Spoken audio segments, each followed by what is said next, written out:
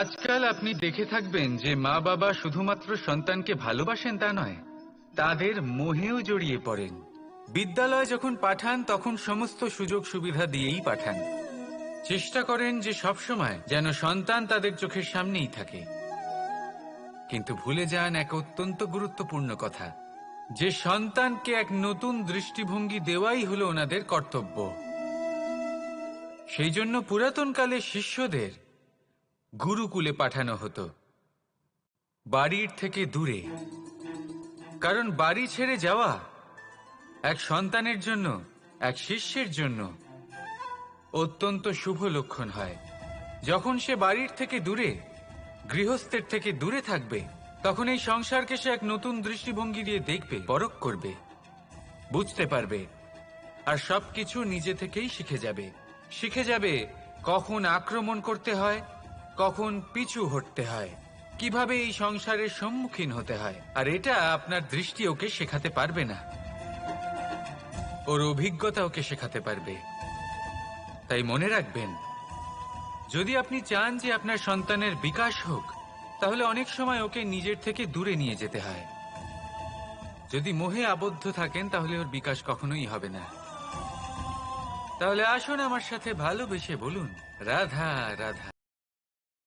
কখনো কখনো মানুষ মনে করেন যে সে নিজেই সব থেকে বেশি শক্তিশালী, তিনি হলেন জ্ঞানী। দেখুন, এটা ভালো ব্যাপার যে আপনার মধ্যে শক্তি আছে, জ্ঞান আছে, আর এটা শুধু আপনার জন্য নয়, এই সমস্ত সমাজের জন্য, দেশের জন্য, সমগ্র পৃথিবীর জন্য অত্যন্ত আবশ্যক। কিন্তু এই কথাটাও বোঝা অত্যন্ত আবশ্যক যে এই জ্ঞান যেন কখনো অহংকার না হয়ে ওঠে। যখন মানুষের মধ্যে জ্ঞান থাকে তখন সে রাম হয়ে ওঠে। রাম, যিনি সমুদ্রের বুকে সেতু বানিয়েছিলেন, বানর সেনার দ্বারা রাক্ষস রাজকে পরাজিত করেছিলেন, আর চিরকালের জন্য সবার কাছে আদর্শ হয়ে উঠেছিলেন। আর যদি মানুষের মনে অহংকার জন্মায়, তাহলে সে রাবণ হয়ে ওঠে। দেশে বিদেশে যতই খ্যাতি থাকুক না কেন, সে রাক্ষস হয়ে ওঠে, নিজের সাথে সাথে সমস্ত কুলের বিনাশ করে বসে। এবার জ্ঞান নাকি অহংকার, আপনার কি চাই সেই সিদ্ধান্ত আপনার। আর আপনার এই সিদ্ধান্তই নিশ্চিত করবে যে আপনার কর্ম কি হবে, আর আপনার এই কর্মই নিশ্চিত করে দেবে আপনার প্রারব্ধ কি হবে।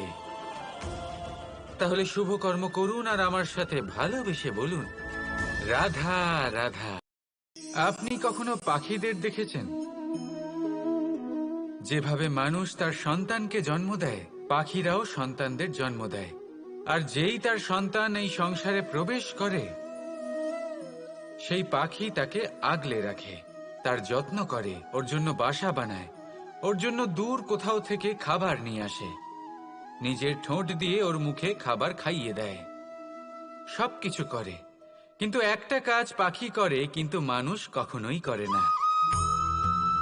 যখন পাখি মনে করে যে তার সন্তান বড় হয়ে গেছে, ওকে এবার ওরা শিখতে হবে, নিজেকেই আত্মরক্ষা শিখতে হবে, নিজের খাবার নিজেই খুঁজে আনতে হবে, তো সেই পাখি তার সন্তানকে বাসা থেকে বের করে দেয়।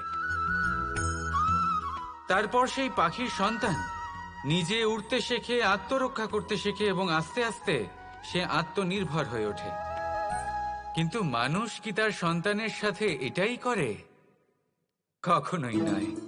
মানুষ তার সন্তানকে নিজের সাথে বেঁধে রাখে, সব সময় তার লালন পালনের, তার দেখাশোনার ব্যবস্থা করে রাখে, আর এটাই ভাবেন যে আমি হলাম ওর পালনকর্তা, ওর খেয়াল রাখা তো আমার কর্তব্য। কিন্তু না, এই কাজ করতে করতে উনি আস্তে আস্তে নিজেরই সন্তানের শত্রু হয়ে ওঠেন, তার বিকাশের শত্রু হয়ে ওঠেন। তাই যখন সন্তান বড় হবে তখন অবশ্যই ভালোবাসুন, কিন্তু পাখির মতো কঠোর হওয়াও প্রয়োজনীয়, তবেই তার বিকাশ হবে। ওকে নিজের কষ্ট নিজেকেই সহ্য করতে দিন, শিখতে দিন জীবনের অনুভূতি কেমন, তবেই তার বিকাশ হবে। নয়তো সেই সন্তান আজীবন আপনার জন্য বোঝা হয়ে থাকবে, আর আপনি তার বিকাশের পথে আজীবন বাধা হয়ে থাকবেন।